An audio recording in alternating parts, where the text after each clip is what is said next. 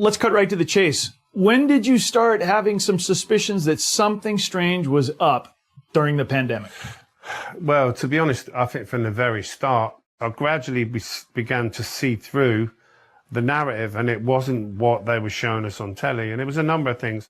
One of the main things was in March of 2020, I took a phone call from a guy whose name was John, funny enough. And he said, I work for a government-sponsored company. And he said, my job is to ring all of the undertakers as part of the pandemic response. And I was like, fine, what do you need to know? You want to help. I would say to him, I picked up someone from a local care home. It's a big facility, nearly 100 beds in there. And there was no doctor present. There was no COVID test done. So this guy wasn't COVID. I spoke to the staff there who confirmed this was an onset dementia patient. Mm-hmm. He'd been there 5 years. Straight away, this guy would openly admit he had to record him as a COVID death. And so from that point forward, everyone that passed in that facility was put down as a COVID death. None of them died from COVID. But so what that meant was that there were no more deaths than normal, but there were loads of COVID deaths. The vaccines were never about COVID. COVID was about the vaccines. So they put down so many COVID deaths that by 2021, everyone was saying, save me. Okay, yes. And then the moment they had these jabs, then people started dying straight away. Yeah, it was 300% increase from, they started vaccinating locally here on January the 6th, and the death rate went through the roof straight away, and they called it the second wave, and it wasn't. It was just people that were being vaccinated were dying almost instantly. And as they went down the age groups, because they started off here by kind of dangling a carrot and saying only the most vulnerable need to be vaccinated, then only the over 70s and only over 60s, then over 50s, then, well, if you're in your 40s, and then the over 30s, and they went down the list. And as they went down the list, that perfectly correlated with who was dying. That age group were the ones dropping down dead from COVID. And it wasn't COVID, it was vaccine damage. We had a young lad of 30 in. He was in really good condition, bless him. We've all been 30 once. He was in his prime. And we were asked, because he was young and he had a big social circle, can you embalm him? A lot of people want to come and see him. Not a problem. And his arteries were totally blocked. So my embalmer has grabbed his tweezers and gone to pull the obstruction out, and pulled a complete white, fibrous calamari type clot that ran the full length of his leg, from the top of his leg down to his ankle. I know what is normal and what isn't. And I might not know the Latin phrase for every nerve and fibre, but I could look him, I know my way around the body. It wasn't even like a subtle on the spectrum of anything I would expect to see. Mold spores might grow as you start to break down and we return back to the earth from whence we came. That's a natural process. White rubber inside your arteries isn't, and I'd never seen it prior to the vaccine rollout. I can see a real biblical crime going on here, and people are dying full of calamari type clots that are not natural. I've never seen them.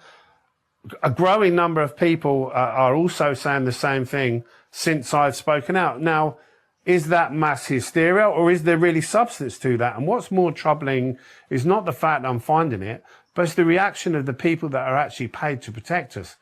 They're poo-pooing it and ignoring it, and it is there. I can show you countless tubes of it, and evidence, physical evidence, that they won't even talk about. It's also reflected in the number of excess deaths that are happening. You know, the under 14s, it's up about 30%. Yes. It's undeniable, and these people are still poo-pooing it. Now, I've got two avenues to go down.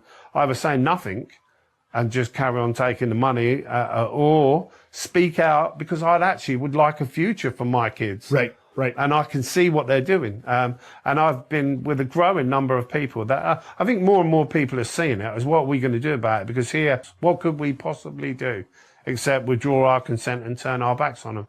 I think that's what it's going to be. Now, for the people that you say poo-poo it, and as the evidence mounts up and gets bigger and bigger, are they deluding themselves, or are some of them actually so evil that they do know what's going on? There are different people with different fingers in different pies. Yeah. Money was the main driver for this initially. So to give you an idea, doctors here were given £10 a vaccine, up to a maximum of 100 vaccines a day before they were taxed. So £1,000 a day, tax-free, 5,000 British pounds a week, tax-free. So they were chasing that. The pharmaceutical companies are offering big discounts on drugs if they're taking things like midazolam, remdesivir. And of course, these people, they're following government guidelines. They're only doing what they're told to do. There's a pandemic on, and we've got a chance to earn a load of money. Yes. To get people to believe that the people in society that we trust the most are actually orchestrating a cull, it's very difficult to convince people of that. A cull. Yeah. Yes. But that is the case. And Agenda 2030 is very, very real. I've had doctors in here who have openly admitted to me, a number of doctors, not one, not two, a dozen GPs have come in here doing cremation paperwork. I've kind of said, well, doctor, I said, are you seeing an increase in death rate in vaccine recipients? And they all have the same look, and that look is universal. They go like that because they're horrified that you know. Yep. And then they look at the floor. Every one of them does exactly the same look because they know. They know. The last one was a female GP who was in here, and she said to me, "Have you been busy?" And that was all I needed. I said to her, "Well, of course I have." I said, "We've got loads of vaccine recipients dying, haven't we?" She went, Yes, what a terrible world. That was her response, was, it's a terrible world. But it's a terrible world that you're making happen. You know, it's too late. These people have been vaccinated now. They're ticking time bombs.